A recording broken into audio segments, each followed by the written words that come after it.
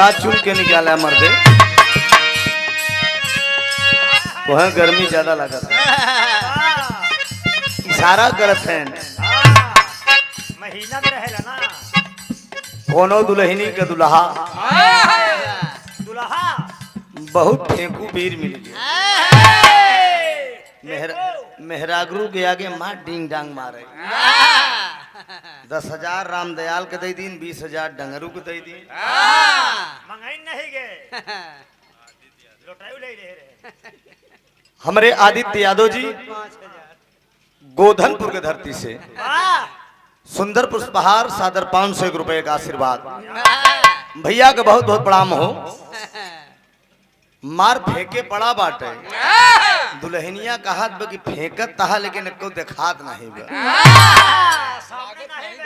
हाँ लागत नहीं बा कि तू सही बोलत है। हम जब असलियत दिखाए तब तो समझी। वही मेरे रुआ कहा सुना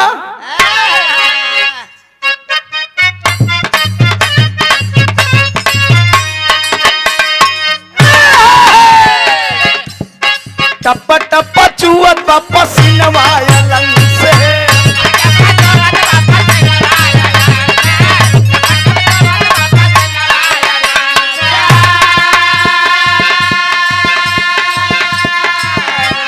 टप टप चुअत पसीनवा लंग से, मन करे भाग जाई कूद के पलंग से।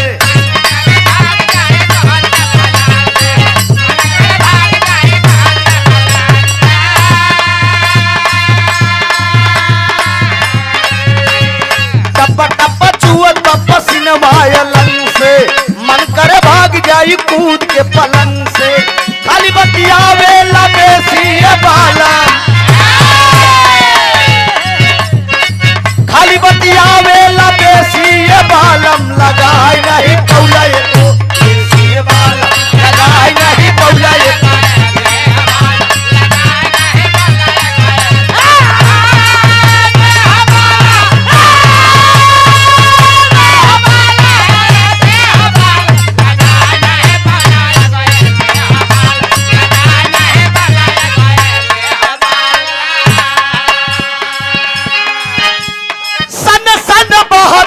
पछुआ के हवा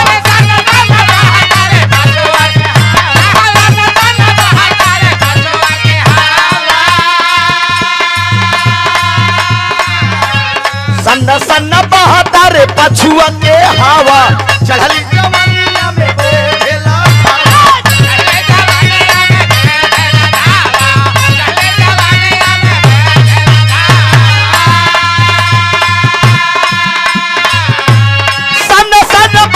रे पछुआ के हवा, चढ़ी जवानिया में बेधेला खावा, भीतर का गर्मी देला लेसी ये बाला, हाँ भीतर का गर्मी देला लेसी ये बाला, लगाई नहीं कौला को लेसी ये बाला। अरे गड़ी गड़ी जाए, अरे गड़ी गड़ी जाए, गड़ी गड़ी जाए, गड़ी गड़ी जाए, हथवा में कलमिया, गड़ी गड़ी जाए।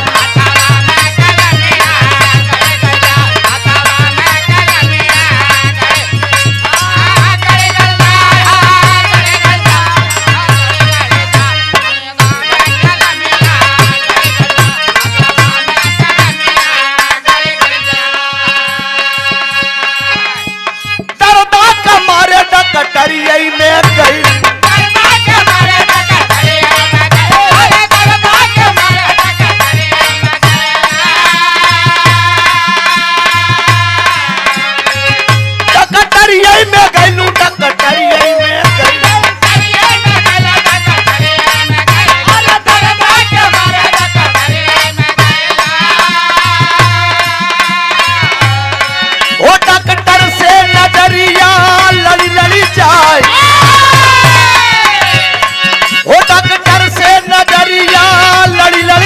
हथवा में कलमिया, गड़ी गड़ी जाए।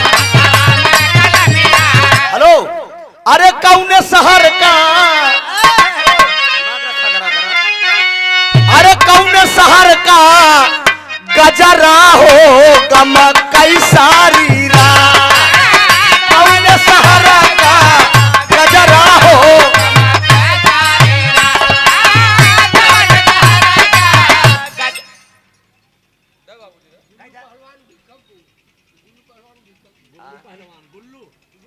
गुल्लू पहलवान भीखनपुर हमरे गुल्लू पहलवान हकड़ के बोली ना गुल्लू पहलवान भीखन अब ठीक बा बता और गर्जी सादर 50 रुपया जेठ जेठानी लाए देवर देवरानी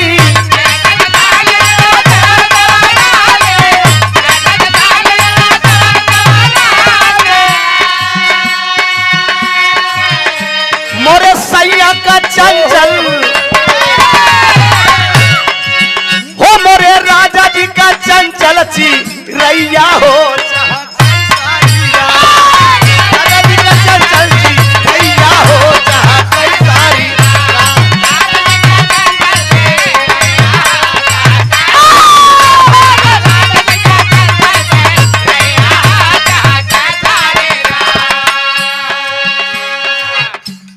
जेठ लाए तोता तोता तोता तोता रुक बा गुंडे गुरु दुबेपुर से 100 रुपया उस्ताद का लाइन है यार दिमाग से उतार देता है सब बात जेठ लाए पेड़ा देवर लाए लेडू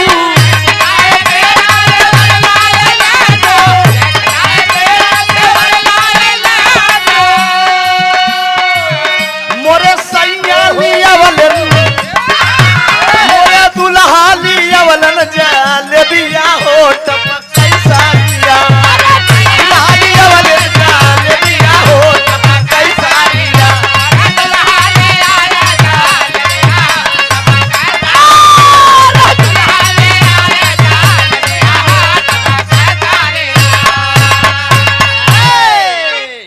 जेठ जेठानी लाए देवर देवरानी अरे मोरे राजा जी के चंचल चिरैया हो चाह कई सारी रात कहीं का जा नहीं दे सहारा वालिन का जरा का जा नहीं दे सहारा वालिन का जरा का जा नहीं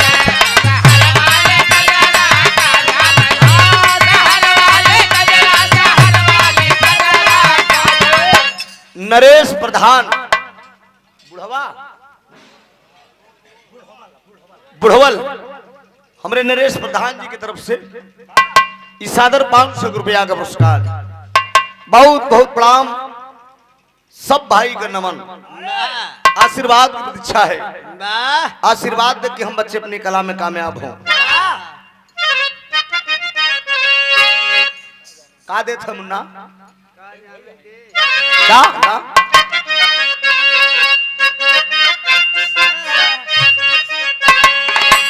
का जा नहीं दे अरे का जा नहीं दे सहारा वालिन का जरा का जा नहीं दे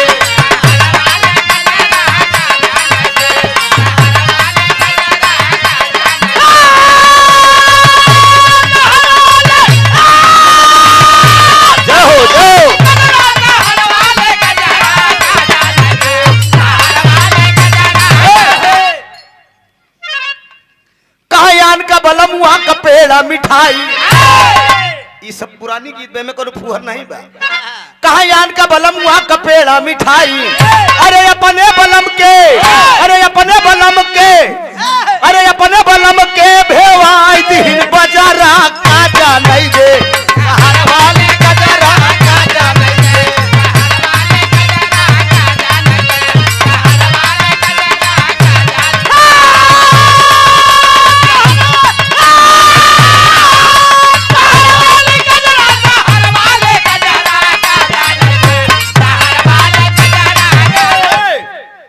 यान के बलम बलमुआ कसे जसुतावई अरे आन के बलमुआ कसे जसुतावई अरे अपने बलम के बिछाई दे कोनरा काजा नहीं दे हर वाली कजरा काजा नहीं दे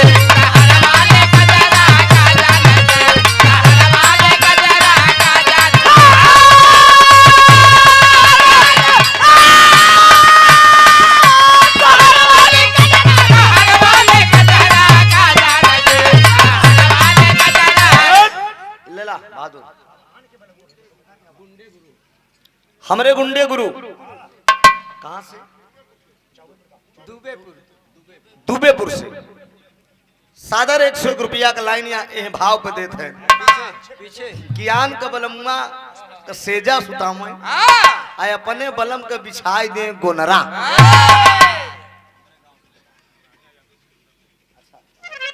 हमरे राजा यादव आप सिकंदरपुर से 200 रुपया का पुरस्कार भैया का बहुत बहुत प्रणाम हो। आशीर्वाद की परीक्षा है, आशीर्वाद दे हम बच्चे अपनी कला में कामयाब हो। आखिरी लाइन में आन का बलमुआ का मतलब मेहरारू से जब लड़कियां पैदा होता ओके पाल पोस के जब बड़ा करी तो दूसरन के मन से दुभन है। जब तक बियाह नहीं हो तब जब तक लड़कियां नहीं पैदा होते तो जब नई नौकर रहा तो अपने मर्द के तन को दूर नहीं छोड़े चाहते। अगर बेचारे चौराहे गए तब फोन लग जाएगी का जल्दी आवा गुंडे गुरु हाँ का करते है का हुआ चौराहा पर जल्दी घरे आवा। जब एक लड़का पैदा भय तो पता लग मन से दुख दुलार आधा कम हो गया। ज्यादातर लड़किया का दुलार होता आखिर ज्ञान के बलम वहां से खूब बतिया अरे आन के बलम वहां से खूब बतिया अरे अपने बलम के दिखाई दे नखरा काजा नहीं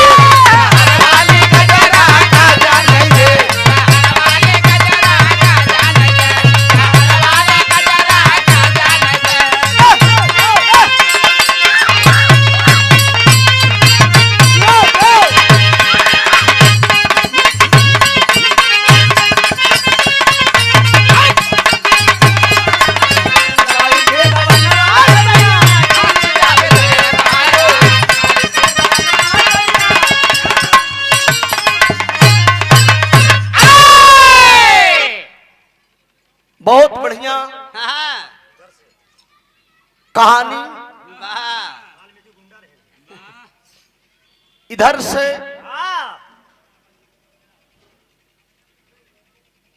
फाल्गुन नदी का प्रमाण आप लोगों ने सुना।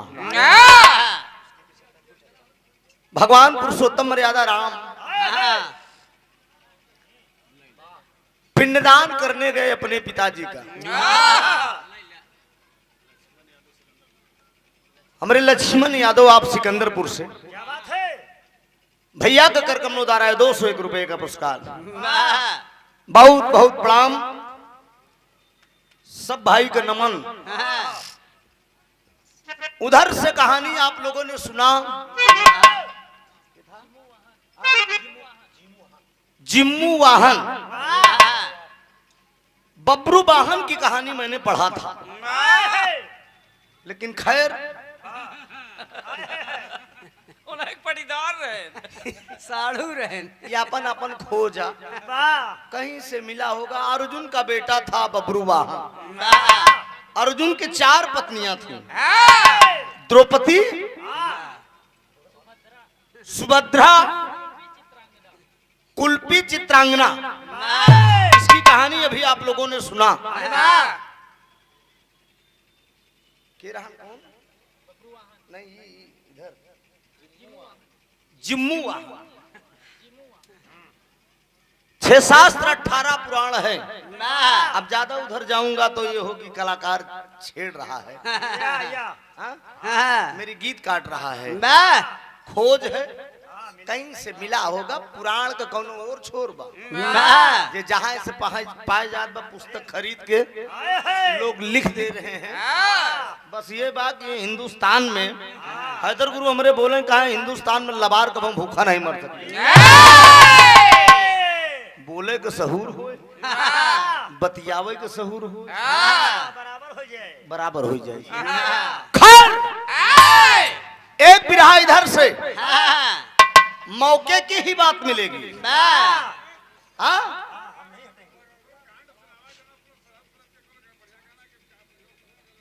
वो सब छोड़ दे, जाए दे। अपने पे आवा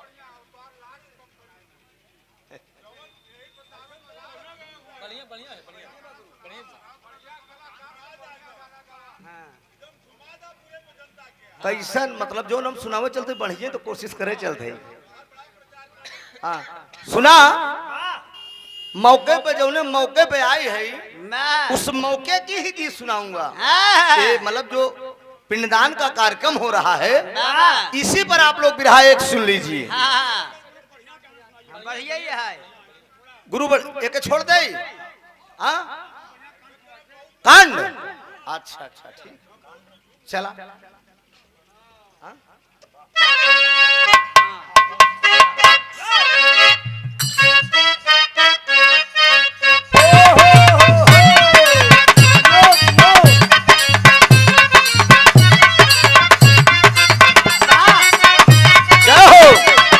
गाड़ी वाले गाड़ी धीरे हाँक रे, गाड़ी वाले गाड़ी धीरे हाँक,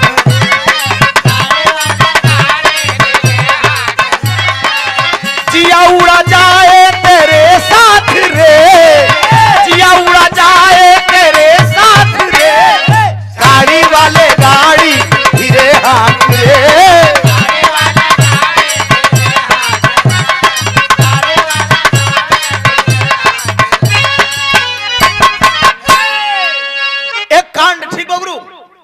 कांड सुनिए, आई हमार दावा बा कांड तो सभी गवैया गावत हैं। कांड तो लोग रोई रोई के गाय देते हैं। हाँ रोज कांड होत बा, रोज गवैया गावत हैं तमाम प्रकार का। लेकिन ये कांड जो मैं सुनाने जा रहा हूँ, ये कांड ऐसा कांड बहुत कम सुनने को मिलेगा। एक दूल्हे की हरकत मिलेगी इस कांड में। एक दूल्हा अपनी ससुराल में कितनी बड़ी घटना घटा दिया कि कभी लोग सोच नहीं सकते थे कि उस स्तर तक ये नौजवान जा सकता है। कम समय में छोटा प्रसंग लेकिन अच्छी कहानी मिलेगी। 4 लाइन की भूमिका है मार साहब।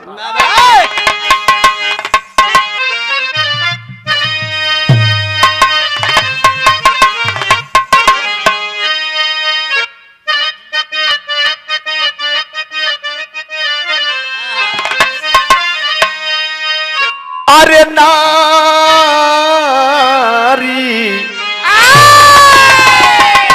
अरे नारी जगत की है जननी कहाती, कुल की मर्यादा को अब बचाती है नारी।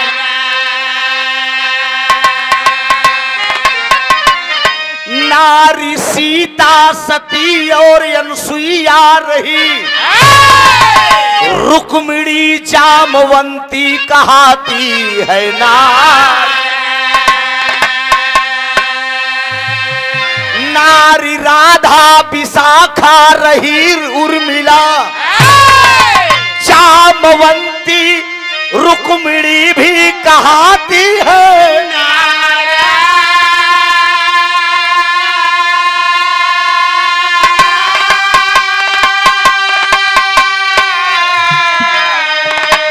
नारी झांसी की रानी और दुर्गावती, हम मर्दों पे ममता लुटाती है नारी।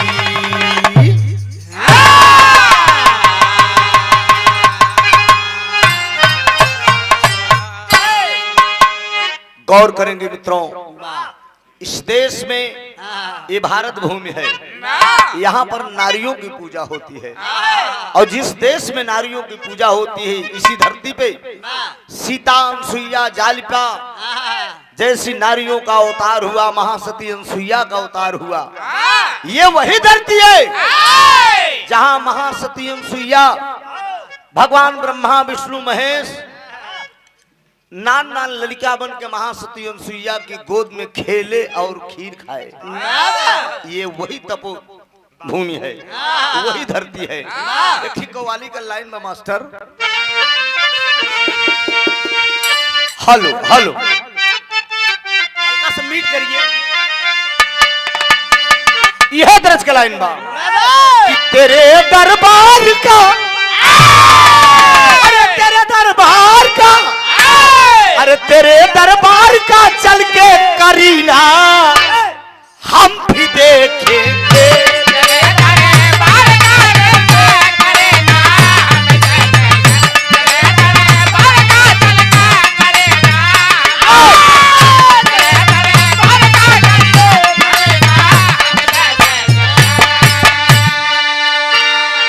अरे तेरे दरबार का चल के करीना हम भी देखें, तेरे दरबार का चल के करीना हम भी देखें।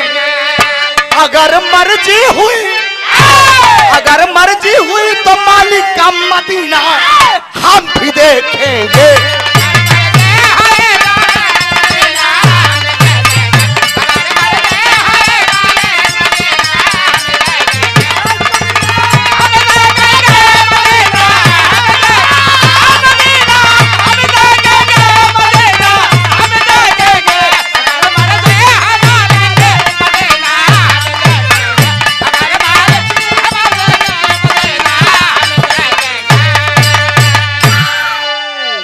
लाइन पर हमरे दरोगा भैया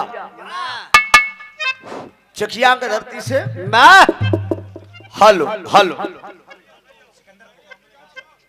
सिकंदरपुर के धरती से भैया के तरफ से बहुत बहुत प्रॉब्लम ले बात ज्यादा डुलाओ ना हमें यार।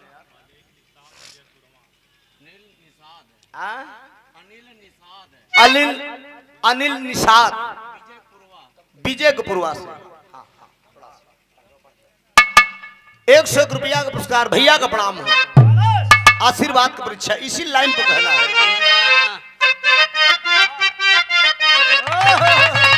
बहुत अच्छे। अरे सुनो सबको सुनाता हूँ, सुनो सबको सुनाता हूँ बड़ी गम की कहानी है। सुनो सबको सुनाता हूँ बड़ी गम की कहानी है।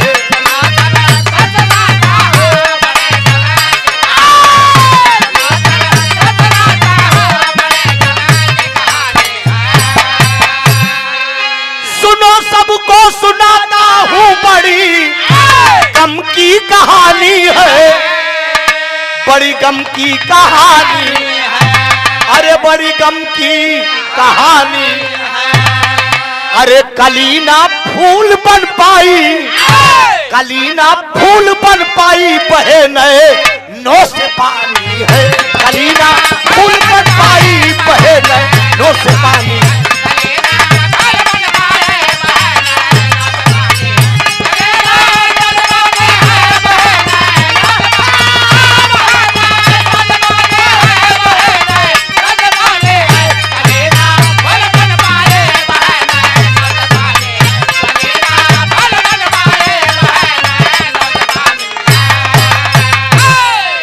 कहानी का शुरुआत यही जगह से बा। कहानी कब के और कहां का बा एकदम साफ शीशा की नहीं झलकी। नजम का भाव बा मास्टर।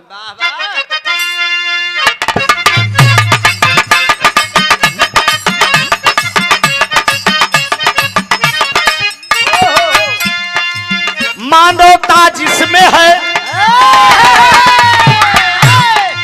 मानवता जिसमें है इंसान वो कहलाता है।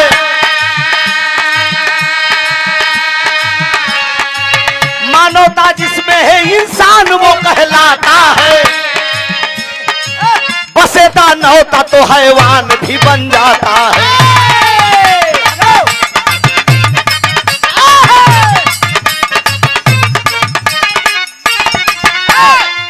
जिला जालौन में, जिला जालौन में एक गांव अमरपुर सही,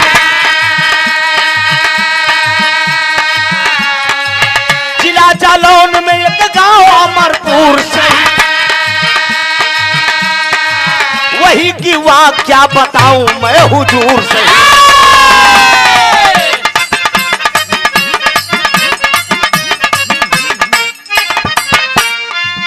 बड़ा गरीब, बड़ा गरीब राम दीन का परिवार रहा,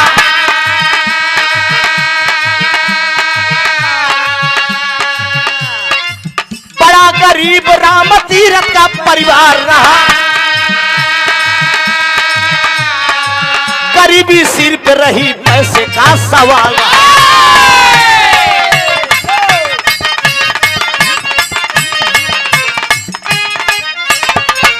एक बेटी है, एक बेटी है बाबू पुष्पा जिसका नाम रहा।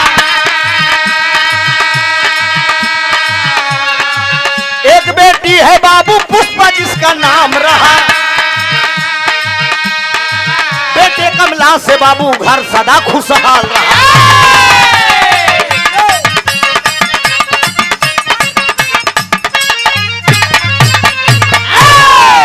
तनी बात को समझ ला, कहानी कब गए और कहां कबा। जालौन जिला के अंतर्गत एक छोटा सा गांव है मित्रों, जौने गांव का नाम बताया गया अमरपुर। अमरपुर गांव के अंदर एक निहायत गरीब इंसान जिनका नाम बताया गया पत्रिका में राम तीरथ। राम तीरथ भगवान का देन, मालिक ने क्या गरीबी दिया था, गरीबी में वो इंसान पलता पोसता था। लेकिन ए बाबूजी, इसी बीच में एक बेटी है राम तीरथ के पास जिसका नाम पुष्पा बताया गया, और एक बेटा है जिसका नाम कमल बताया गया। जिंदगी बड़ी खुशी खुशी बीत रही है, लेकिन बेटी जो पुष्पा है धीरे धीरे सयानी हो गई। तो बेटियां जिसके घर में सयानी हुई, चैन की नींद वह बाप सोता नहीं। चाहे हमारे घर की बात हो, चाहे आपके घर की बात हो, किसी भी समाज की बात हो, बेटी बहन बिटियाई सर का बोझ होती। बेटियां अगर सयानी हो गए तो दिन रात बाप को चिंता होती है कि हम अपने जीते जिंदगी अपने बिटिया का हाथ गीला कर दे। पड़ोसी गांव के बगल में एक इलाके के जाने माने सेठ जिनका नाम बताया गया भैरवनाथ सेठ। भैरवनाथ सेठ के दरवाजे पे राम तीरथ गरीब इंसान अपनी बेटी का रिश्ता लेकर गया है। भैरवनाथ सेठ से कहें सरकार, हमार बिटिया पुष्पा बा, हमारे बिटिया से शादी कैला, अपने बिटवा का पीछे का। आखिर में सेठ जी भी दयालु इंसान थे, कहा कोई बात नहीं है राम तीरथ, मैं बिना दहेज के शादी करूंगा। एक ही तरस के लाइन में हंस के जो देखा तो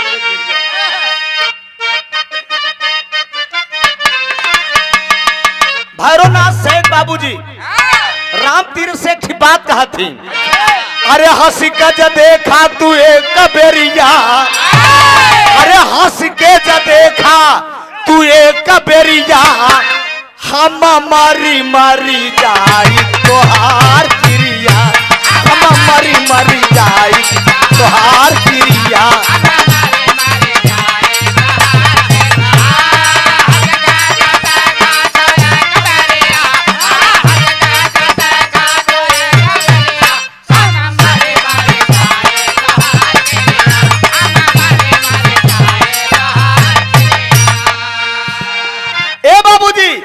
भैरवनाथ सेठ राम तीरथ से एक बात कहते हैं, अरे पाई नैहर में बहुत है दुलार बिटिया, पाई नैहर में हम सुन ली है बाटे जी हमार समधी, अपने बेटवा से कैला बियाह समधी। भैरवनाथ सेठ श्री राम तीरथ कहते हैं कि बाबूजी हमार बिटिया पुष्पा सयानी होगी बा, हमरे बिटिया के शादी अपने बिटवा से कैला। इलाके के जाने माने सेठ भैरवनाथ सेठ के राम तीरथ प्राइमरी अध्यापक बाबूजी राम तीरथ गले लगाए लिए भैरवनाथ सेठ कहन कि हम तोरे बिटिया से बियाह कर बिना दहेज के। दिन तारीख पक्की होगी बाबूजी, दिन तारीख रखाई गई और आज दूल्हा बन के विजय राम तीरथ के दरवाजे पे आ रहा है। दूल्हा बन के बाबूजी राम तीरथ के दरवाजे पे विजय आ रहा है।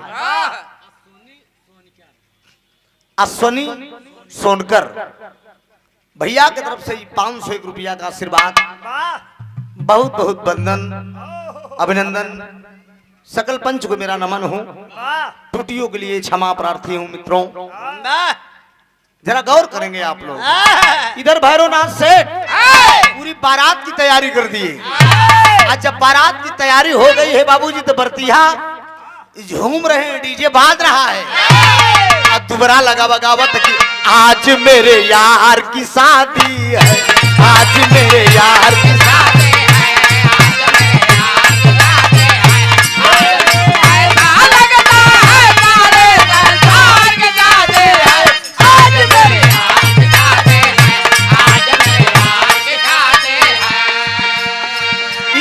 दूल्हा बन के पहुंचावा ससुरारी में अपने, लेकिन गुरुजी रिंदे के नजर में मैं खाना काबे के बराबर होता है। अब तनी कहानी समझ ले, कहानी समझा ढंग से। उजोन ओकर दुल्हन ब्या ई पुष्पा, पुष्पा के बचपन के सहेली रही, जेकर नाम रहन कमला। बड़ा लड़कियन अक्सर स्कूल में पढ़त पढ़त लगाव हो जाता है। पुष्पा से बड़ा गहरा लगाव है उसका। दरवाजे पर निमंत्रण लेके गई पुष्पा, कहा है दीदी हमार शादी पड़ेगी बा, तो हमारे घर ना उबू। कमला कहा है चिंता न करो मेरी बहन, हम 1 हफ्ता पहले से तोहरे दरवाजे पे आई जाए। आज आई बे बाबूजी, घर का सब काम काज देख रही है कमला, उसकी पुष्पा की सहेली। और दुबरा का 4 जब लगा बा बाबूजी, तो एक ही तर्ज के लाइन में काहे बदे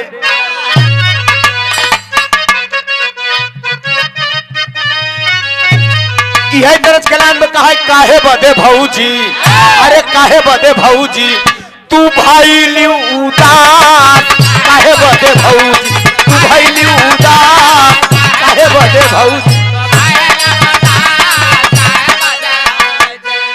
अरे काहे बदे भौजी, अरे तू भाई लियू उदास, अरे पिया परदेसवा, अरे पिया परदेसवा देवारा भाई बापा, पिया परदेसवा देवारा भाई बापा, पिया परदेसवा, अरे पिया परदेसवा, अरे देवारा भाई बापा, अरे मेरी ओठ रंगनी, अरे ये हो ओठ रंगनी, तनी नैनवा मिला हो ओठ रंगनी, नैनवा मिला हो।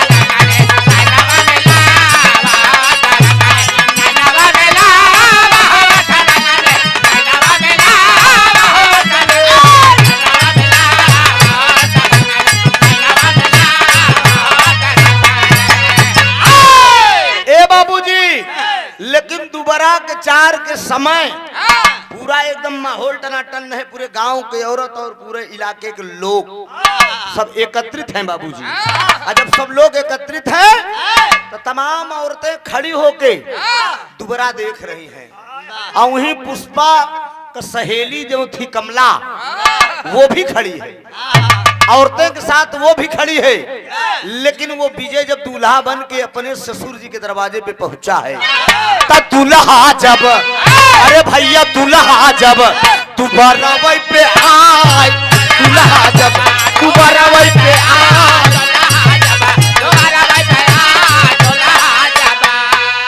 अरे दूल्हा ये भैया, अरे दोबारा वही पे आए, वो करेस का, अरे कमला का देखा, अरे कमला का देखा कैला पागलाई, कमला का देखा कैला पागलाई,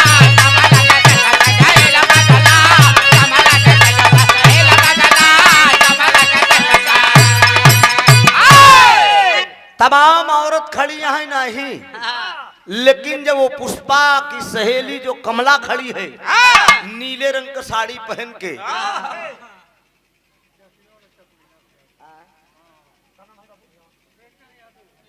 हमारे बेचन यादव जी हरिपुर से 101 रुपया भैया का प्रणाम हूँ, आशीर्वाद की परीक्षा है। ए बाबूजी, नीले रंग की साड़ी पहन के वो कमला खड़ी है। और जब विजय दूल्हा निगाह उठा के जब देखे सुना, तो रिंदे के नजर में मैं खाना काबे के बराबर होता है। और जब निगाह उठा के देखा तो कहा अरे बाप रे बाप, भगवान एक बड़ी फुर्सत से बनाए और उसको वो भूल गया कि उसकी पत्नी उससे भी ज्यादा खूबसूरत है, लेकिन वो भूल गया है, एकदम पागल हो गए। दुबरा कचार खत्म भा, बरतिया भोजन करे बैठी। अच्छा बरतिया भोजन करे बैठ तो दू लाइन मतारी बहन जुट के गारी गावत है। अरे जही दीना रामा जाना का पूरा आए हो, जही दीना रामा जाना का पूरा आए हो।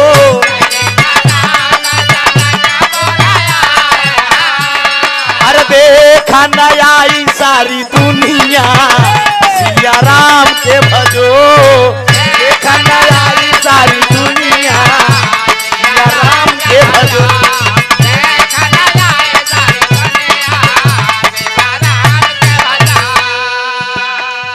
आप हमारे अभिभावक, हमारे धर्म के पिताजी आदरणीय पूर्व चेयरमैन रवि चौबे साहब के करकलों द्वारा यह सादर 500 रुपए का पुरस्कार है। भगवान पुरुषोत्तम मर्यादा राम के गाड़ी पे 500 रुपया का पुरस्कार पाँव लगी। आशीर्वाद दे हम बच्चे अपनी कला में कामयाब हो।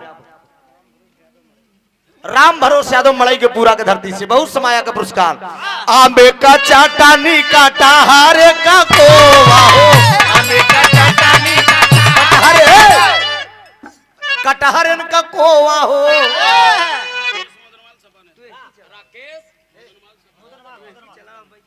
राकेश मोदनवाल सपा नेता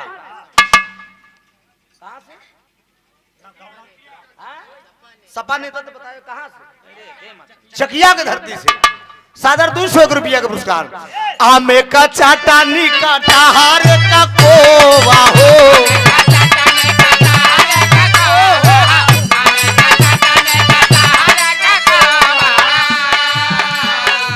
दुल्हा दुनाऊ भाई बाजे बाजे टो, दुल्हा दुनाऊ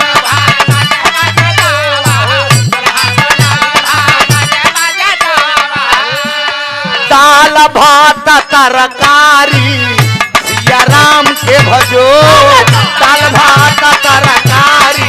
हेलो कहा बोला बोला बोला बोला बरती हऊ का खैबा, बोला बोला बोला बोला बरती हऊ का खैबा, बोला बोला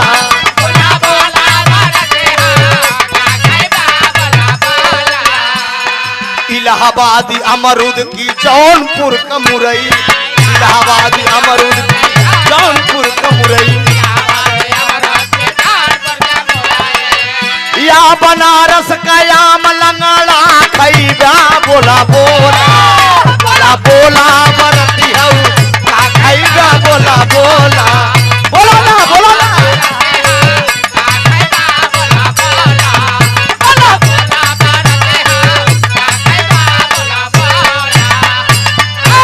कहीं ऐसन बारतिया ना देखे बैठा जिया करई धका धक, ऐसन बारतिया ना देखे बैठा जिया करई धका धक।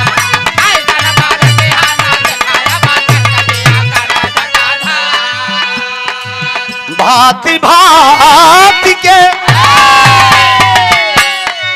भांति भांति के आइलन बराती, भांति भांति के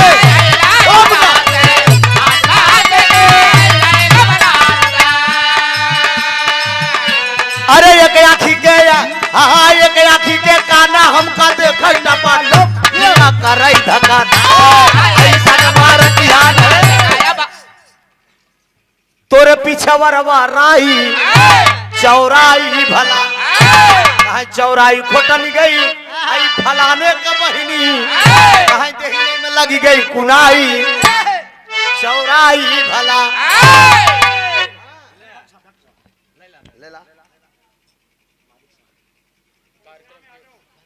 कार्यक्रम के मलिकार साहब आदरणीय पूजनी घनश्याम यादव जी आयोजक साहब की तरफ से सादर 500 रुपया का पुरस्कार। बहुत बहुत वंदन अभिनंदन, टूटियों के लिए क्षमा प्रार्थी हूँ। निहुरी परोसई राजा जनक जी धोतिया धूमिल हो जाई कि हाँ कहीं कसोरा बगल में धरल बा कहे कटहर का बनी बा तरकारी की। बियाहे बरौते में दरोगा भैया, दरोगा अक्सर इका जाना लौंडा बदनाम हो थी। आई लौंडन के आन में बुढ़वा मजा ले थी। अरे सारे बरतिहा अब बैठे दुआरे, सारे बरतिहा अब बैठे दुआरे, अरे बुढ़ाऊ बैठाई मोहारी की हारी, बुढ़ाऊ बैठाई मोहारी की हारी।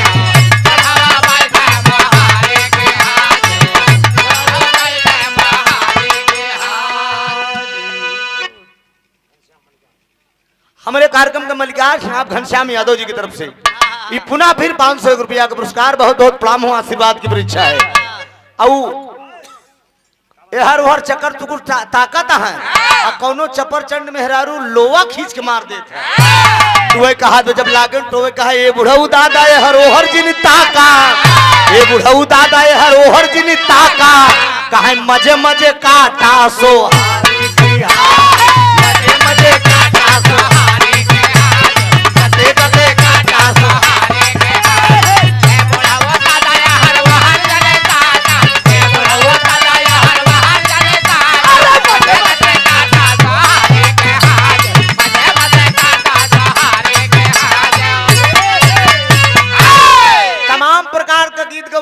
हो दिव्या। लेकिन दुल्हा का करत बा उ जो नीली रंग का साड़ी वाले के दोपहरा के समय पे देखे बा विजय पगलाई गया। दोपहरा के 4 घंटा में बराती भोजन करें, अब बराती भोजन के जब जनवासा में आए तो जब 4-6 साथी के साथ बैठा ना तो कहा यार दोपहरा के समय पे जवन नीली रंग का साड़ी वाली रही यार बड़ी खूबसूरत लड़की थी, वो हमारे आँखी आँखी नाचत भी जवन के ओका पता ना है वो उसने सुंदर होकर मेहरारू, लेकिन अपने औरत को भूल गया बा, लेकिन ओकरे आँखी आँखी नाचत बा। और भैरवनाथ सेठ बराती के मनोरंजन के लिए नौटंकी का प्रोग्राम ले गए। डांसर आई के मंच पे गावत की सुमोरे राम,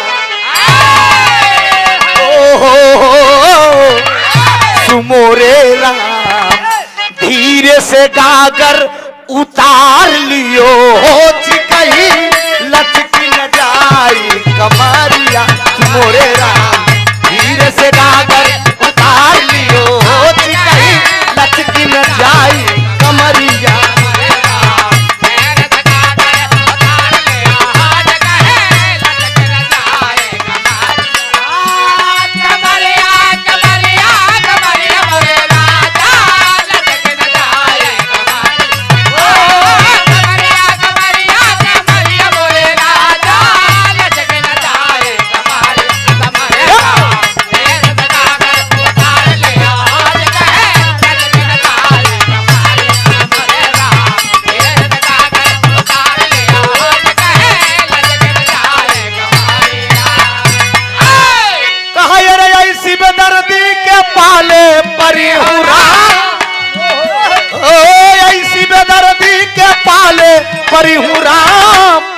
जोड़ा भरा वही गगरिया।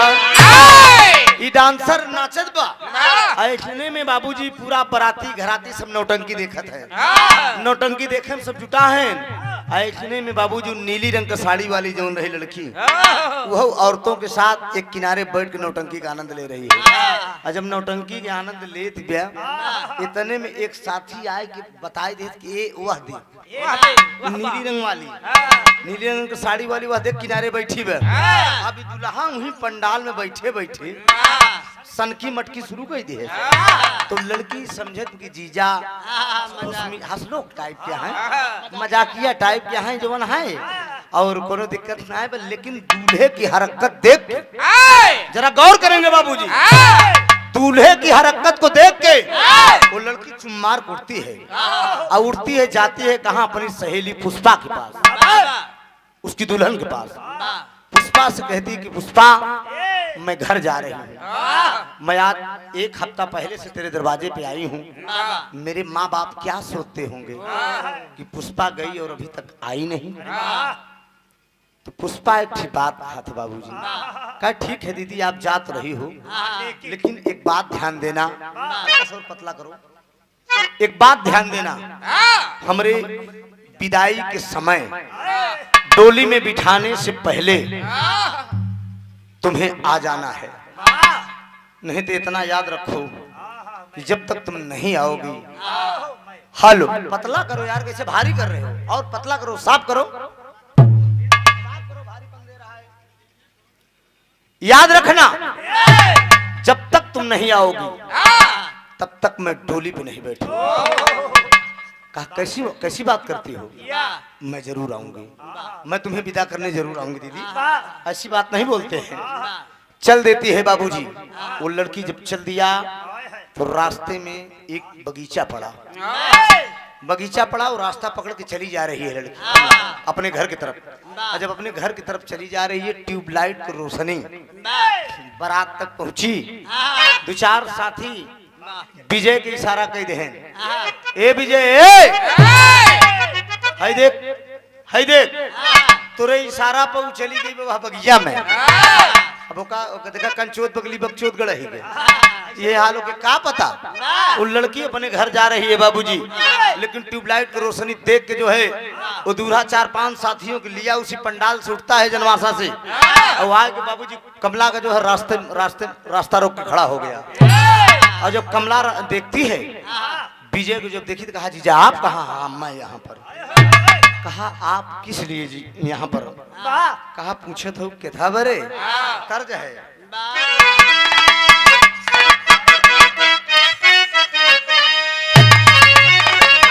अरे तारीफ तेरी निकली है दिल से,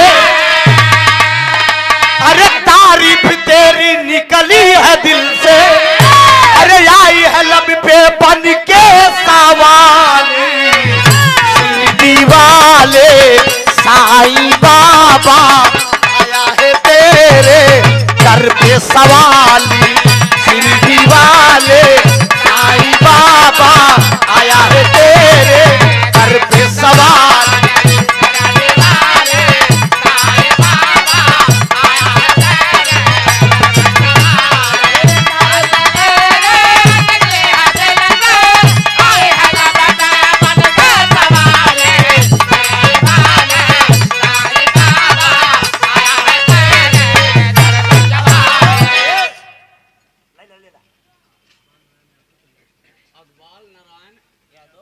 अकबाल नारायण यादव चंडीपुर से ये लाइन पे देते कि तारीफ तेरी निकली है दिल से, आई है लब पे बन के सवाली, शिरडी वाले साईं बाबा आया है तेरे दर पे सवाली। 200 रुपया का पुरस्कार, पांव लगी आशीर्वाद दिया। तो जब पड़ोसी चला जाए और मन साला ढील हो जाता है कि वार के ऊपर करी जमन है, जब दुश्मन ही सामने नहीं तो। लेकिन ठीक भाई, अब आप सबके प्यार दुलार बगली गवैया रहा तो तनी रुआब चढ़त रहा था ना कि बनका तनी कितना ठेल दे जही अब के केहू हिसाब से रहा जमाना है। अच्छा ठेलवावे वाला चला गया तो केका ठेली है।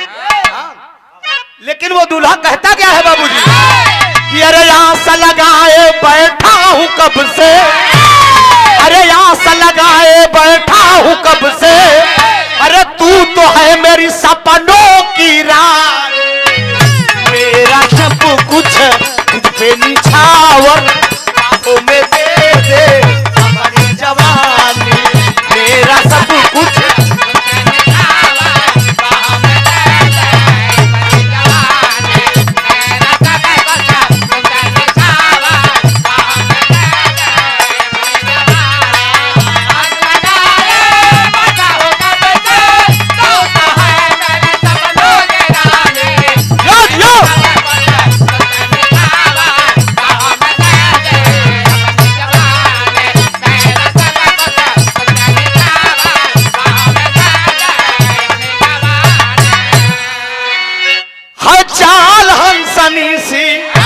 और बोल में पिग बहनी, लज्जा भरी आदा अंगों में है मृग, बिजबा हमें धुलाए दिल को नहीं, काले घुंघराले बाल जैसे दिन में हुई रैन है, अरे प्यार से अपनी तू पायल बजा, प्यार से अपनी तू पायल बजा, कोई चुनरिया में दूंगा निशान,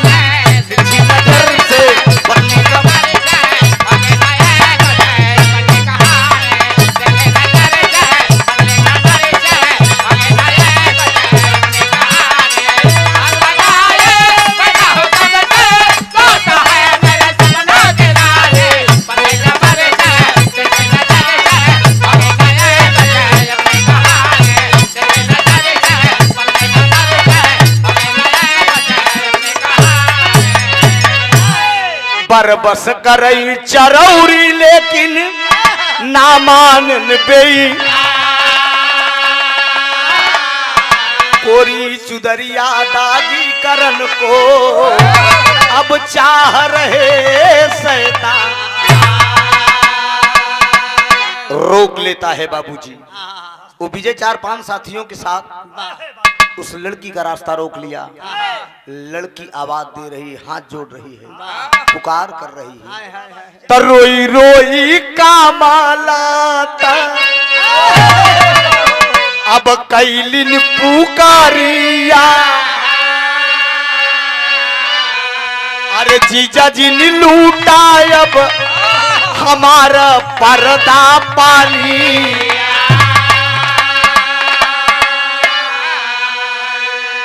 अरे मानव से मानव के पिसवा सर उठी जाई है। अरे केहू के घरे ना जाई है, केहू के बेटी और बहिनी।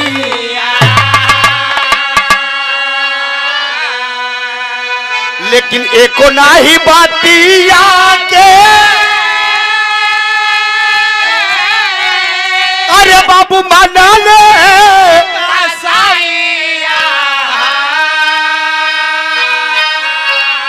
अरे जबरन लूटई चाहत अरे बाबू फूलावारी।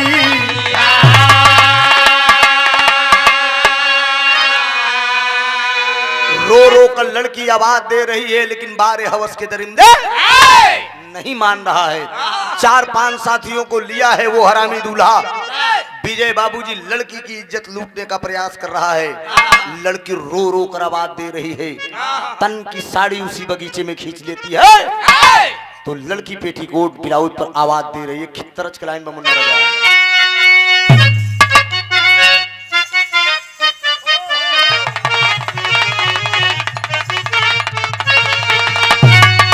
अरे सावन भादों के जैसे नैना, वो सावन अरे भादों के जैसे नैना बरसे हमारो बरसे हमार भादों के जैसे नैना।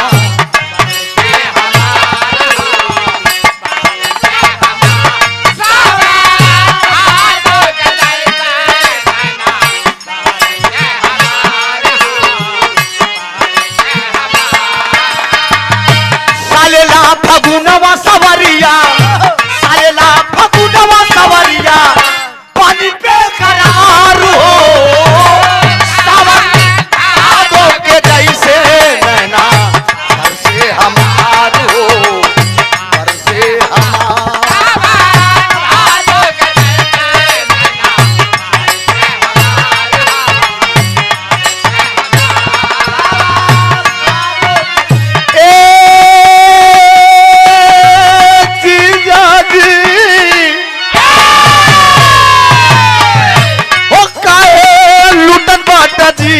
जाजी इज्जत हमार हो इज्जत हमार लूटन बाटती जाजी इज्जत हमार हो इज्जत हमार।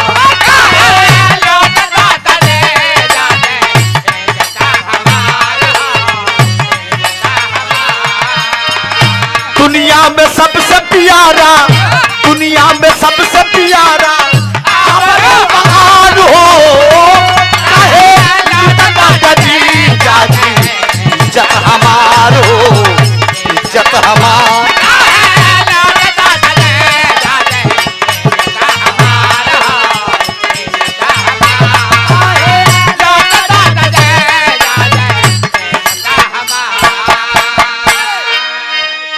और ये कार्यक्रम के मलिकार साहब आदरणीय घनश्याम यादव जी के द्वारा पुनः 501 रुपए का आशीर्वाद आया है। बहुत बहुत वंदन अभिनंदन है। सागर कुशवाहा जी सुधाकर कुशवाहा पूर्व ब्लॉक प्रमुख चकिया के धरती से क्या बात है? इस लाइन कोई कलयुगी जीजा के ऊपर आए हैं। कैसे ऐसे जीजा इस धरती पे पड़े हैं। सोचिए, हाँ, ये विराह गाने का मतलब है नौजवानों, जिक्र शादी न भई हुई जरा गौर करा, ऐसा कांड न करे आप लोग। ये 500 रुपए का आशीर्वाद पूर्व ब्लॉक प्रमुख साहब, बहुत बहुत बंधन है। लड़की बेटी कोट ब्लाउज पे है, लेकिन वो दूल्हा साला नहीं मान रहा है। बगीचे के अंदर पकड़ लिया 4-5 साथियों के साथ। एक को नहीं पाती आके, एक को नहीं पाती आके मन ले कसाईया, एक को नहीं पाती आके मन ले कसाईया, जबरन कैले पलक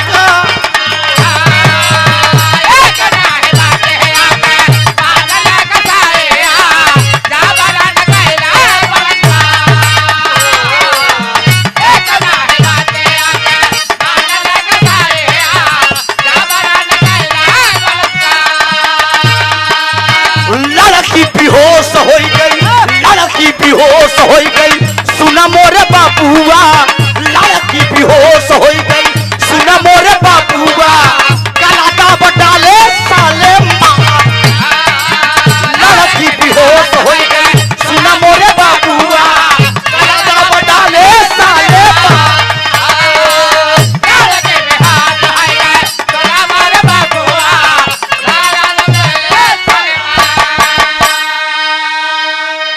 नहीं माने पकड़ लिए उस लड़की को बगीचे में, बारी बारी से बलात्कार किए। जब चारों पांचों मिलकर, पहले दूल्हा बलात्कार किया, जब चारों पांचों साथी मिलकर उस लड़की के साथ बलात्कार किए, लड़की बेहोश हो गई। लड़की बेहोश हो गई तो साले गला दबा दिए, और जब गला दबा दिए तो लड़की बेहोश हुई। उसके बाद प्राण पखोरी त्याग दिया, मर गई लड़की। जब मर गई लड़की तो जल्दी का काम खैर खून खांसी खुशी बैर पीत मधिपान, और रहीमन दाबे ना दबई जाने सकल जहां। सच्चाई कभी छिपती नहीं है मित्रों। लड़की जब मर गई तब ये साले प्लान क्या करते हैं, टेरी का भाव दिया गया मुन्ना राजा।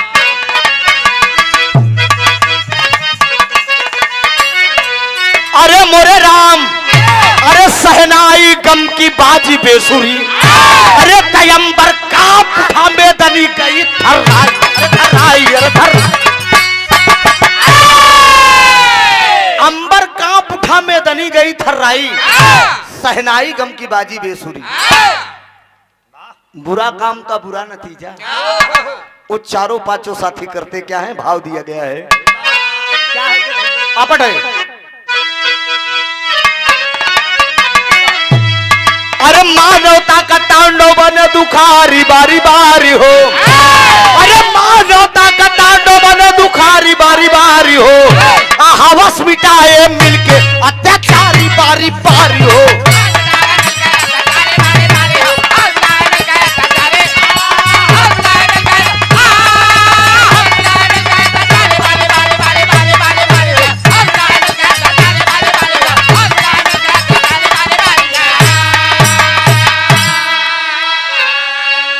पांचों साथी मिल करके अब बलात्कार कैदाई हो।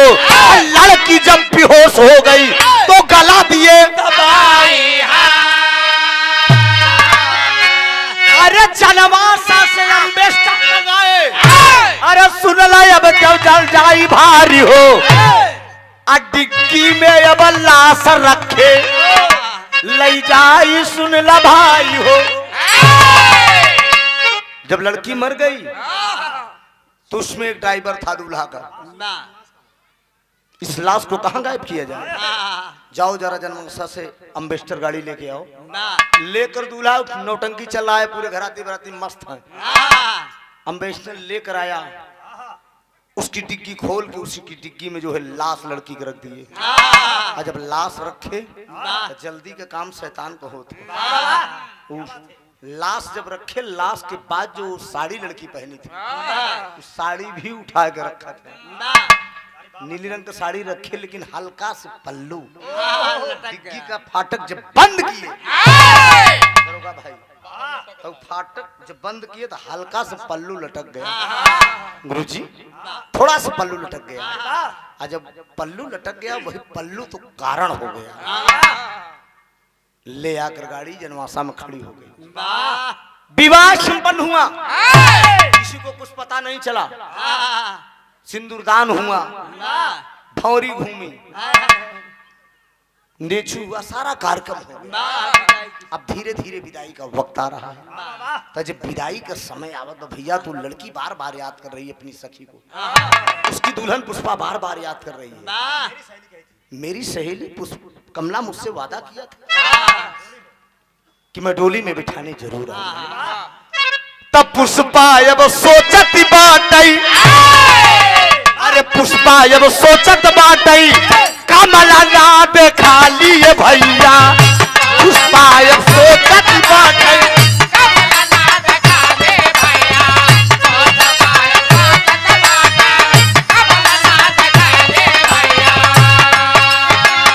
धीरे धीरे विदाई के, धीरे धीरे विदाई के समय हो जाए।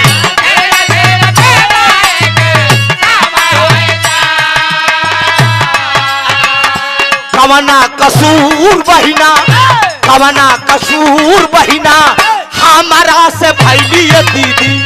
कवना कसूर बहिना,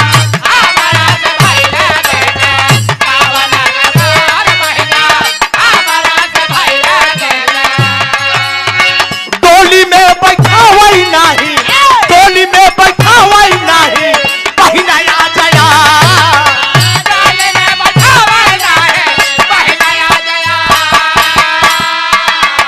सखिया सहेलर मिलके, सखिया सहेलर मिलके कैली सिंगरवा ये पंचौ।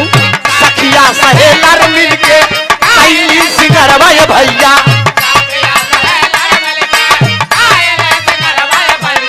भौजी देहलिन मागिया में, भौजी देहलिन मागिया में सलहुरा सजा।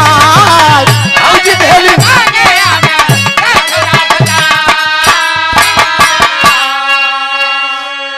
पूरा श्रृंगार पटार हो गए बाबूजी। भौजी मांग में सिंदूर भर दी, सखी सहेलर मिलके श्रृंगार करत थी। लेकिन वो लड़की फूट फूट के रो रही है। मेरी बचपन की सहेली कमला, मुझसे वादा किया था, मुझसे वादा किया था कि मैं डोली में बिठाने जरूर आऊंगी। लेकिन पंचो जरा गौर करेंगे कि घरवा से बाहर जब, अरे घरवा से बाहर जब निकली बिटिया भैया। घरवा से बाहर जब निकली बिटिया भैया।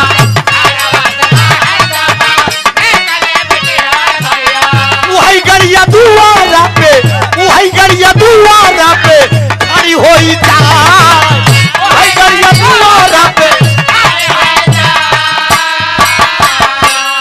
अरे चौने अब गाड़िया पे, अरे चौने अब गाड़िया में कमला का लसिया पंचौ। चौने अब गाड़िया में कमला का लसिया पंचौ।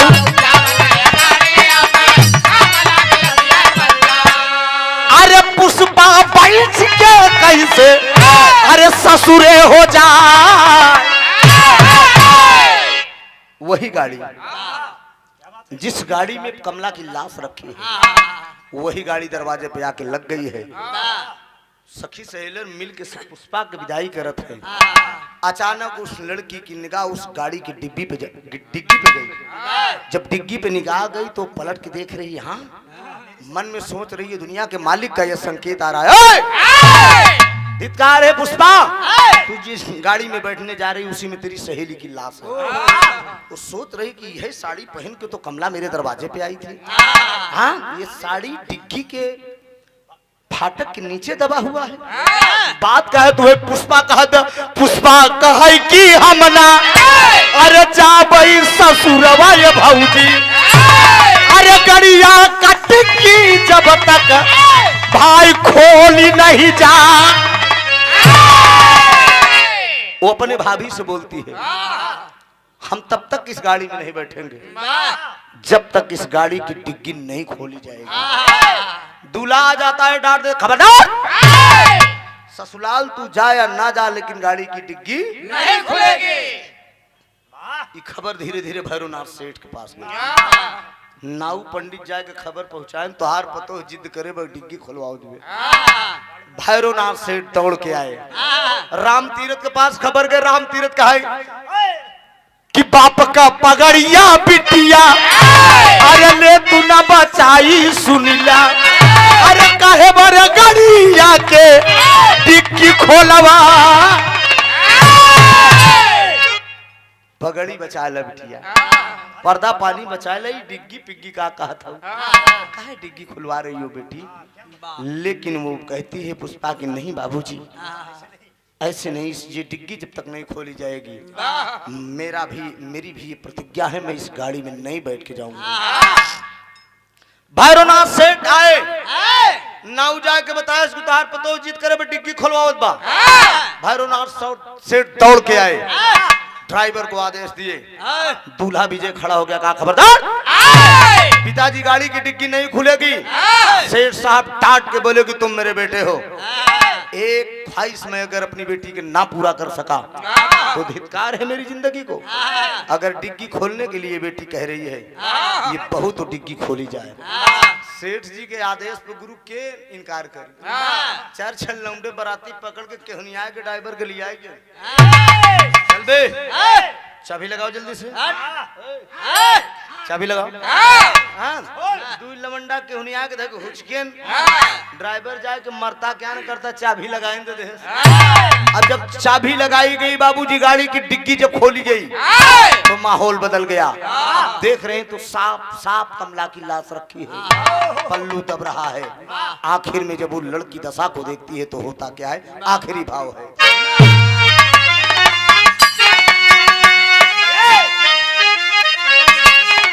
अरे देख कमला का दशा, अरे पुष्पा के तन में लागल अगिया, अरे तब बहिना तोहरे बिन पुष्पा का के बैठाए गोलिया।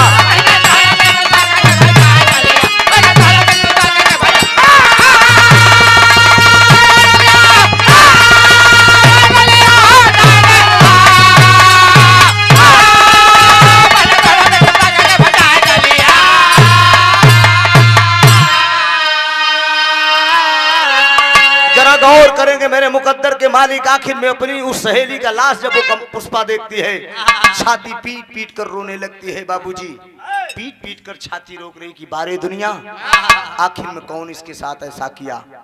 थाने में फोन किया गया और इस कार्यक्रम को अंजाम दे रहे कार्यक्रम के आज के अभिभावक, आज के हमारे गार्जियन घनश्याम यादव जी के कर कमलों द्वारा यह सादर 501 रुपए का पुनः पुरस्कार आया है। बहुत बहुत धन्यवाद सब भाई को। आखिर में बाबूजी थाने में फोन किया गया, पूरी फोर्स उतरी।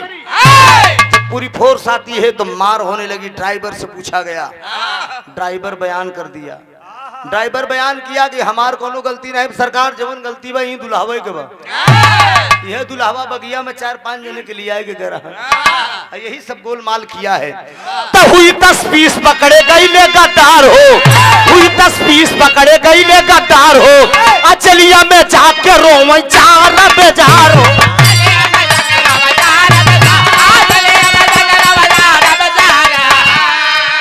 अरे बिन मानवता गया, अरे बिन मानवता गया, अरे उठा बटोलिया बहिना तोहरे बिन पुष्पा का के बैठाए डोली।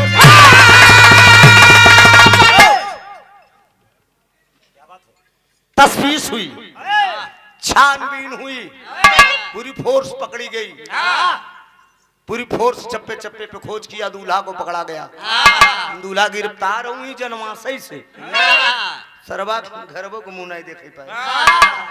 उन्हीं जनमाशा ससुरानी से हथकड़ी लग गई। पांचों समेत, दूल्हा समेत 4 आदमी और वो ड्राइवर भी शामिल था। चारों पांचों को हथकड़ी लगती है और जेल गया। भैरवनाथ सेठ अपनी बहू पुष्पा से करें कि बेटी मैं तेरा बाप तो न हो सका, लेकिन धर्म का पिता जरूर हूँ। मेरा बेटा नालायक था, जेल गया, उसका कर्म उसके साथ था। लेकिन बिटिया मैं वादा करता हूँ। क्या इरादा है, तुम चलोगी ससुराल? कहा नहीं, मैं ससुराल। बेटी तुम दूसरी शादी करना चाहो वो भी बताओ।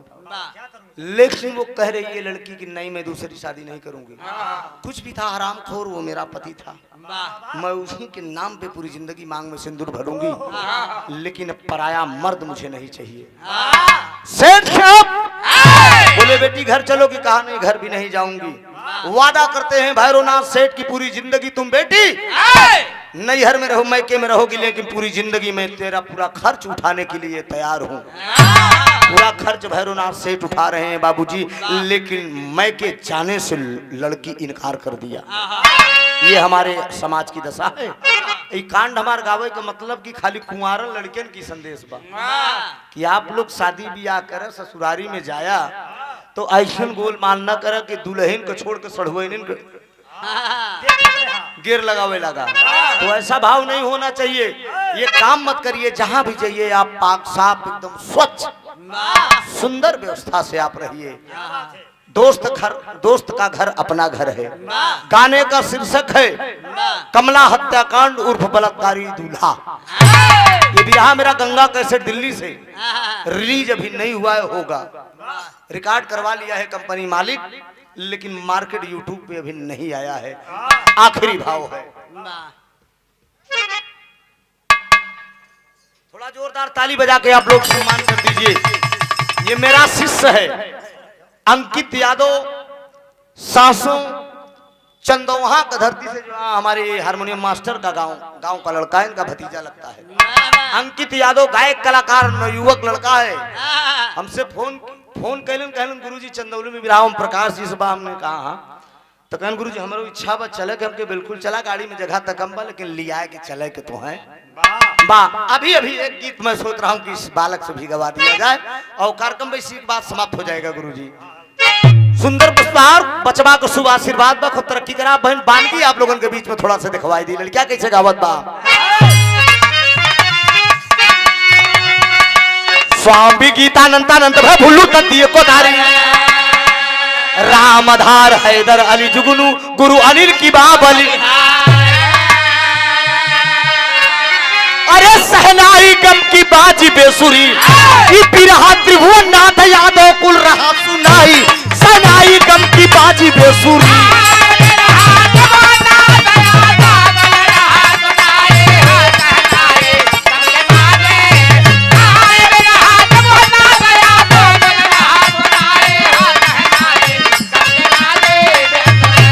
आय मोरे राम ओ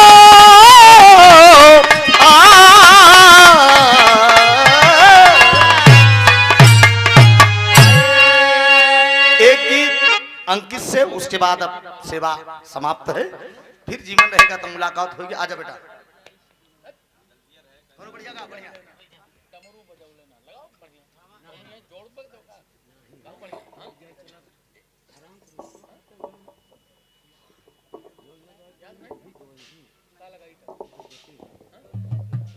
हाँ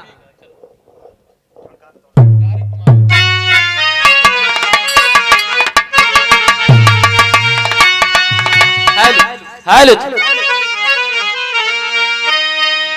बड़ी सुंदर गीत आप लोगों ने आनंद लिया हमारे गुरुजी से। आइए आप सबके बीच में एक छोटा सा निर्गुण आप सबके बीच में प्रस्तुत करते हैं। जैसा कि बताया जाता है, ये काया जब ऊपर वाला बना करके इस धरती पे भेज देता है तो इतनी बड़ी काया लेकर के इंसान धरती पर आता है। लेकिन बाबूजी ये काया जब लेकर के धरती पे आता है तो कुछ फर्ज मिलता है इंसान को, जो कि ये जीवन व्यर्थ नहीं जाना चाहिए। हमारे गीत के शुरुआत में मास्टर साहब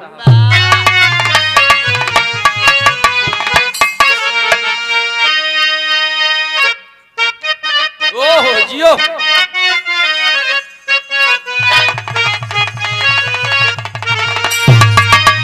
वही लाइन में मास्टर साहब। अरे तो डोलिया के, अरे तो डोलिया के ओ हरवा में, अरे तो डोलिया के ओ हरवा में कहरवा लिहल जात बा। डोलिया के ओ हरवा में कहरवा लिहल जात बा।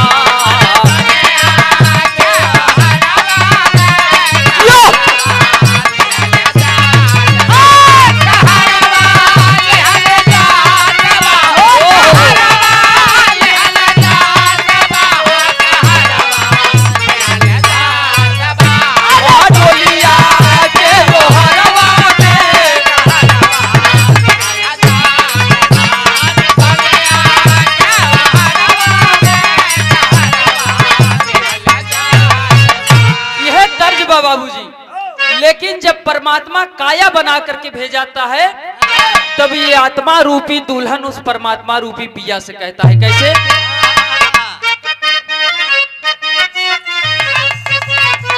ओहो, अरे तब पड़ी जाई, अरे तब पड़ी जाई सुदिनवा हो गवनवा जई बुचिराई, पड़ी जाई गवनवा हो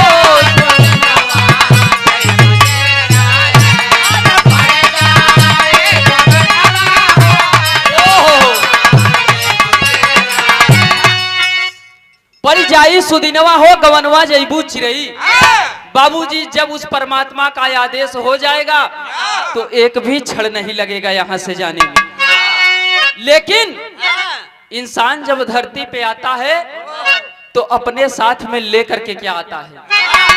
अरे ते धन दौलत कुछ साथ न जाई, अरे केवल दीन ईमानवा हो।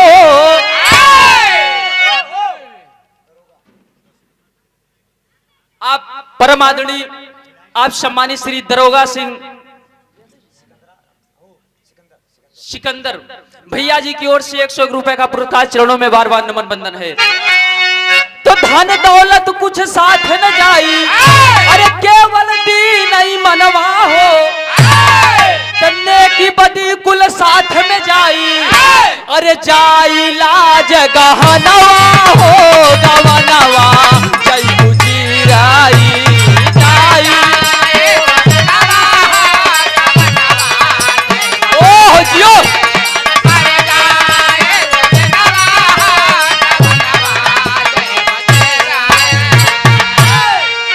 धन दौलत कुछ साथ में न जाई, केवल दीन ईमानवा हो। नेकी बदी कुल साथ में जाई, जाई लाज गहनवा हो। ये काया बाबूजी, इंसान जब धरती से जाता है तो सिर्फ साथ में नेकी और बदी लेकर के जाता है। मरने के बाद अच्छाई और बुराई यही इंसान धरती पे छोड़ के जाता है। एक लाइन और कहना वो मास्टर साहब। अरे सत्य धर्म के पहिर के चुनरी, अरे सत्य धर्म के पहिर के चुनरी, अरे कई देवी पयनावा हो।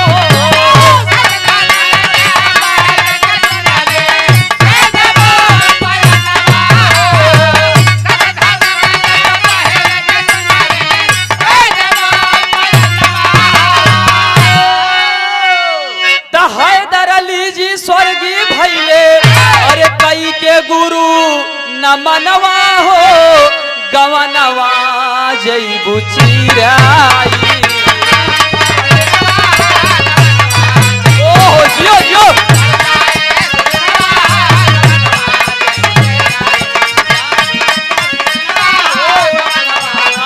जई बुचिराई।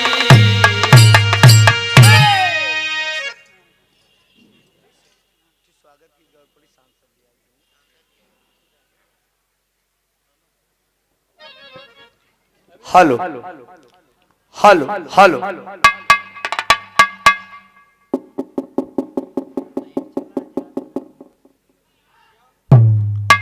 अभी अभी हमारे आपके बीच में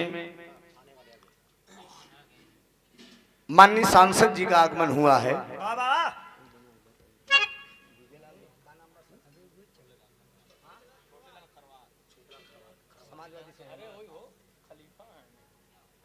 आदरणीय छोटेलाल खरवार समाजवादी पार्टी के बड़े शानदार एवं जानदार सांसद, और पता लगता है कि आप अपने जमाने में कलाकार भी थे। ये बात आदरणीय विजयलाल यादव गुरु जी बताए। तो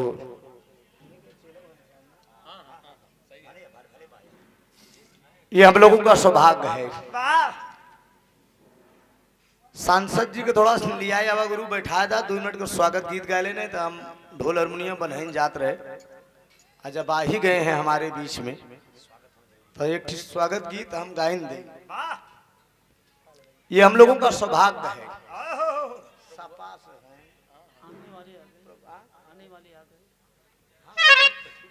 उसके बाद प्रभु आन बसे वृंदावन में।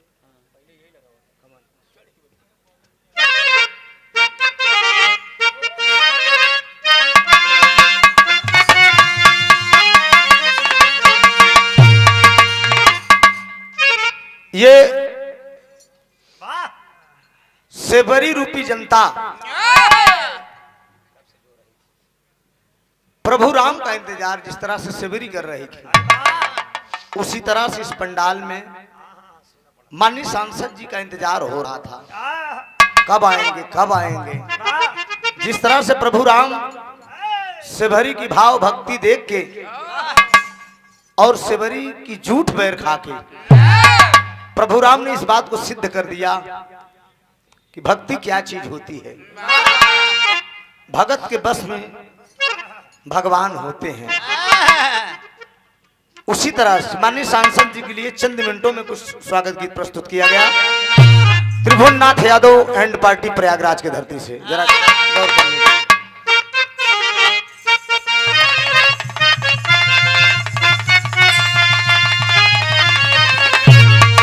अरे प्रभु आप बसे वृंदावन में, प्रभु आप बसे वृंदावन में। ये गीत हमारे ही प्रयागराज के कलाकार, हमारे प्रयागराज के धरती की गायिका तिप्ती साक्या नैनी से इस गीत को गाया। कभी राम बन के कभी श्याम बन के चले आना प्रभु जी चले आना।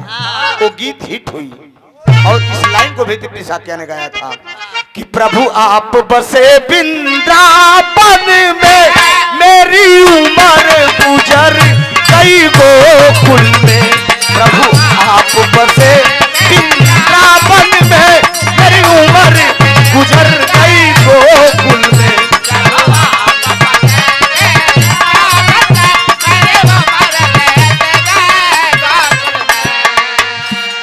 लेकिन आप आए बाहर आए, माननीय सांसद जी आप आए बाहर आए और हमें भी दर्शन आपका बधा था। 5 मिनट बस पीछे मामला हो तो साज बन के होते, लेकिन हमने कहा आप हमारे महोदय जी आ गए हैं, हमारे अतिश जी, तो 2 लाइन चंद मिनटों में हम किससे ही स्वागत कर दें। अरे यह सभा सुहाना लागत है, यह सभा सुहाना लागत है, श्रीमान आपका स्वागत है। यह सभा सुहाना लागत है, श्रीमान आपका स्वागत है।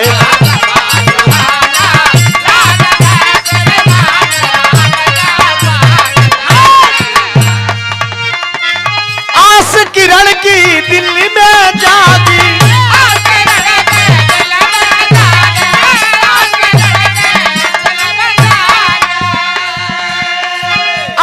जनता के अनुरागी,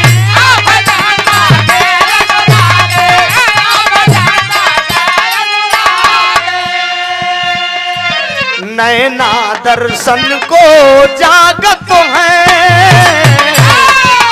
नैना दर्शन को जागत है, श्रीमान आपका स्वागत है। दर्शन को जागत है, श्रीमान आपका स्वागत है।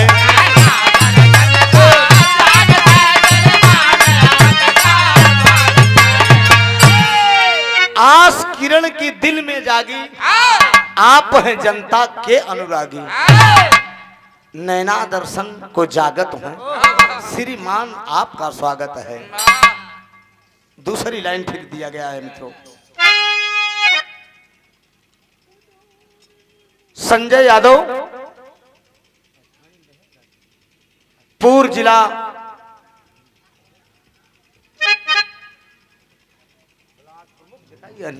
साला दिखाते नहीं भैया, पूर्व जिला अध्यक्ष, पूर्व ब्लॉक प्रमुख, समाजवादी पार्टी, नाम क्या है यार, संजय यादव जी। आप माननीय महोदय जी के कार्यक्रम द्वारा ये सादर 500 रुपए का आशीर्वाद, बहुत बहुत बंधन है। दूसरी लाइन फिर दिया गया है माननीय सांसद जी के लिए।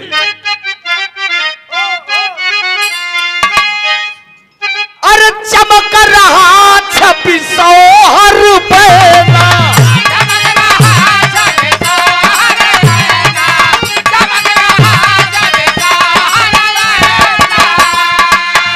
हाँ झलक रहा सामाजिक है ना।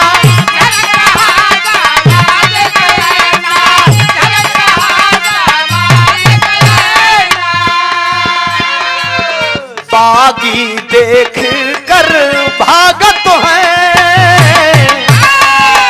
बागी देख कर भागत है, श्रीमान आपका स्वागत है। बागी देख कर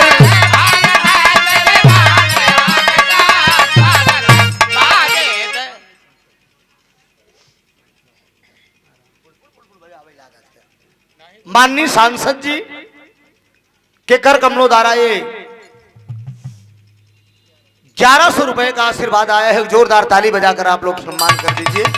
बहुत बहुत वंदन अभिनंदन इस लाइन पे, बहुत बहुत कमल चरण में नमन है, आशीर्वाद की परीक्षा है। अरे चमक रहा 2600 रुपए,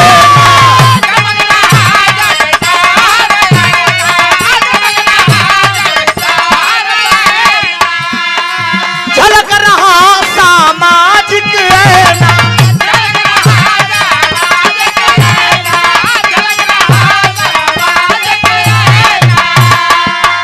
बागी देख कर भागत है, बागी देख कर भागत है, श्रीमान आपका स्वागत है। हेलो, अभी अभी मुझे पता चला है कि माननीय सांसद जी समाजवादी पार्टी से सांसद हुए हैं, तो आखिरी लाइन है, जरा गौर करेंगे आप लोग। नहीं उसी पर रहिए, इसी अंदर पर रहिए।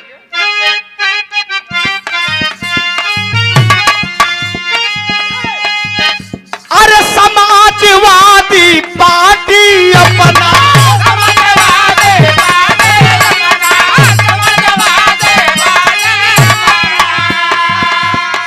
सांसद जी त्रिभुवननाथ का सपना,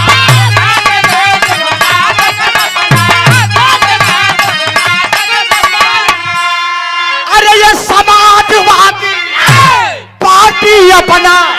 अरे छोटे लाल त्रिभुवननाथ का सपना, अरे रचना हैदर की आदत है, अरे रचना जुगनू की आदत है, श्रीमान आपका स्वागत है। रचना जुगनू की आदत है,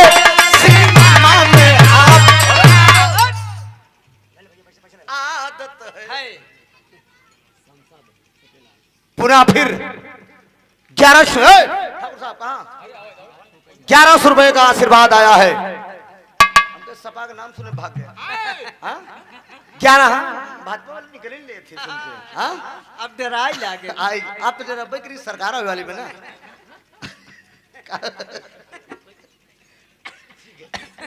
1100 रुपए का आशीर्वाद पुनः दोबारा फिर माननीय सांसद जी के कर कमलों द्वारा आया है। एक लाइन आने वाले सुना दिखाए, सुना ये अपने पार्टी के स्पेशल बात है ना, यह लाइन है। अरे याद वाले आ गए, याद वाले आ गए, अरे याद वाले आ गए, आने वाले आ गए, चूड़िया खनकी खनकाने वाले आ गए। हमारे सांसद जी आपका चर्चा का विषय रहा है आपका चुनाव। YouTube के माध्यम से हम देखते थे, क्या चर्चा था आपके सामने। जो बहादुर जो शेर, जिस शेर को आपने मात दिया है, ये चर्चा का विषय और रिकॉर्ड टूट गया। आप सबसे ज्यादा मतों से आपकी विजयी हुई है। तो आपका जज्बा और आपका जुनून देखकर त्रिभुवननाथ यादव एंड पार्टी द्वारा ये लाइन दी जा रही है। अरे आने वाले आ गए, अरे आने वाले आ गए, आने वाले आ गए, अरे सपा का झंडा, सपा का झंडा लहराने वाले आ गए।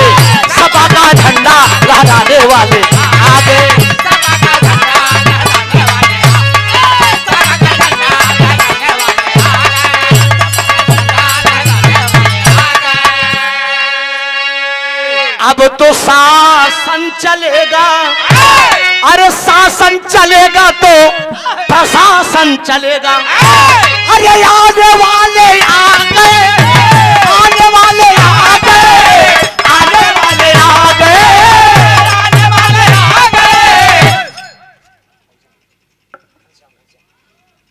हमारे घनश्याम यादव जी कार्यक्रम का मलकार शाह अंजाम दिया है, आपने 500 रुपए का आशीर्वाद इस समाजवादी लाइन पे। अरे आने वाले आ गए, आने वाले आ गए, आने वाले आ गए, आने वाले आ गए, आने वाले आ गए, आने वाले आ गए, आने वाले आ गए। लोहा से लोहा टकराने वाले आ गए, लोहा से लोहा टकराने वाले आ गए।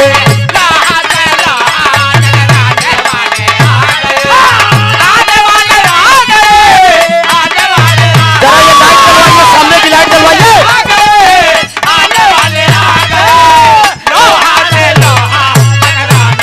सामने की लाइट जलवा दो यार।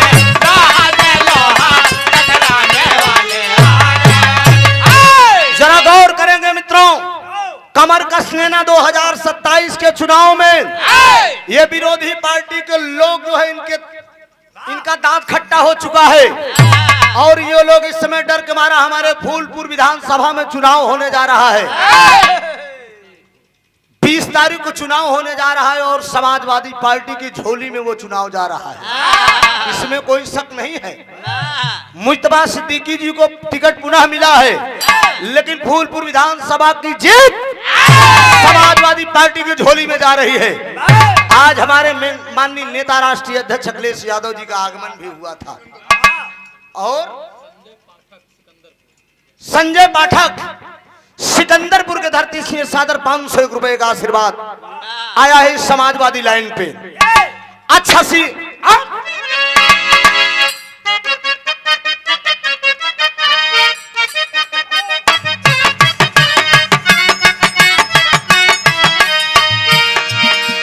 अच्छा सिला दिया तूने मेरे प्यार का, अच्छा सिला दिया तूने मेरे प्यार का, अरे प्यार में ही लूट लिया घर यार का।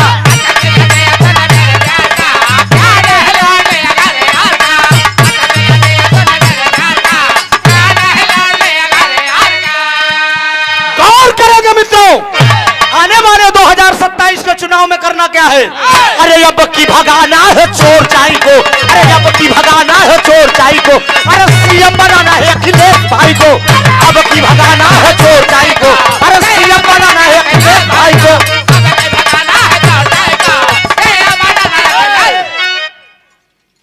लेला झटका में पावर ब्रेक लगाए ही मर्दे तब घच घच करते।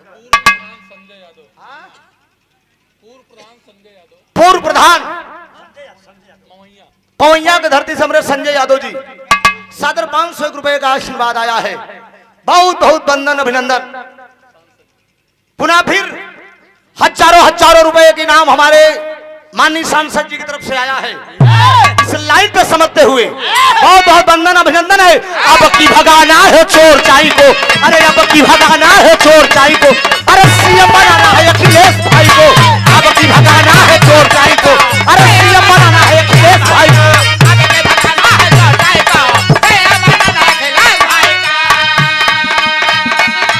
अरे कन्ना धन और लैपटॉप भी दिलाएंगे,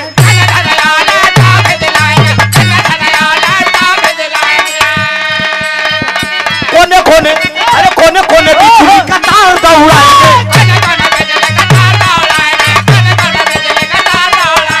अब की भगाना है चोर चाई को।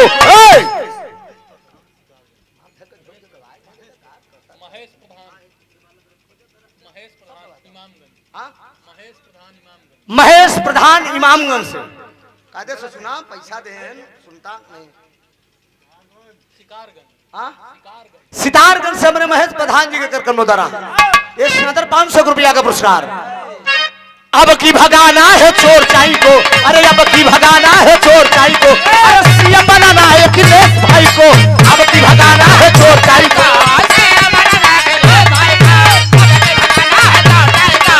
हेलो, दुनिया में नेता तमाम पाएंगे मित्रों, चर्चा का विषय पूरे भारत देश में कि सबसे कम उम्र का मुख्यमंत्री, साफ सुथरी छवि का अगर कोई हुआ है तो माननीय अखिलेश यादव जी। नेता आप लोग बनाते आए हैं और नेता आप बनाएंगे और बनाना निश्चित है। ये लोकतंत्र है मित्रों, सबका अधिकार है मत देना, लेकिन एक चीज नहीं पाएंगे। अरे खोजता रहा प्यार,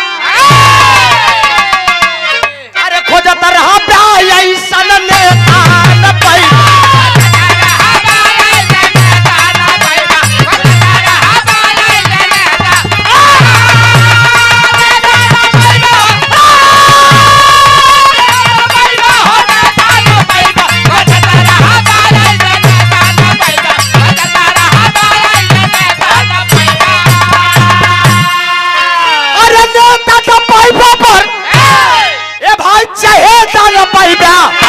खोजता रहा प्यार ऐसा नेता न।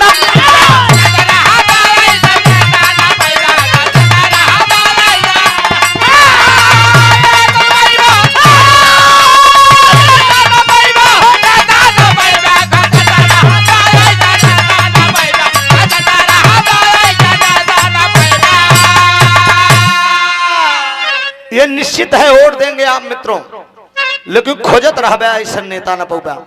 आखिरी गीत है मेरे महबूब नेता के लिए और इसी गीत के साथ अब हम विदा होंगे आप।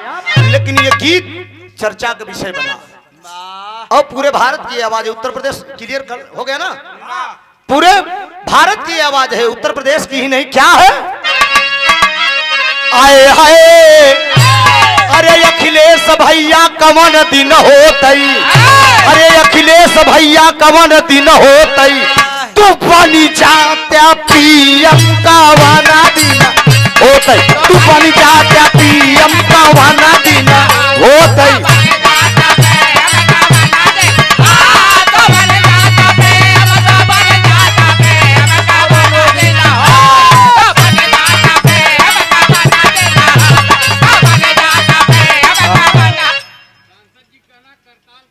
करताल सुना बद्द जात, लेकिन पैर में बड़ी भयंकर हमरे चोट लगी बा। परसों हम मंच से गिर गए, हमारी दो अंगुली फ्रैक्चर हो गई है। एक्सरा हमने कराया, प्रतापगढ़ में प्रोग्राम था, वीर रस गावत रहे, हुमुक दिन मंचवई टूट के सरवा निचवा चला गए। और प्लास्टर कल प्लास्टर बनवाएंगे।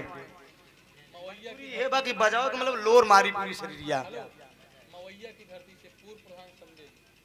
मवैया की धरती से पूर्व प्रधान संजय यादव जी, सदर 500 रुपए का आशीर्वाद। बहुत बहुत राम सब भैया का नमन।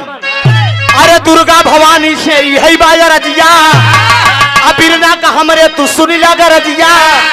अरे गरीबन का मदद की है, अरे गरीबन का मदद की है। रे आजा तू सीएम कवन दीना हो, तू पानी चाहता पीएम कवन दीना हो, तू पानी चाहता पीएम कवन दीना हो।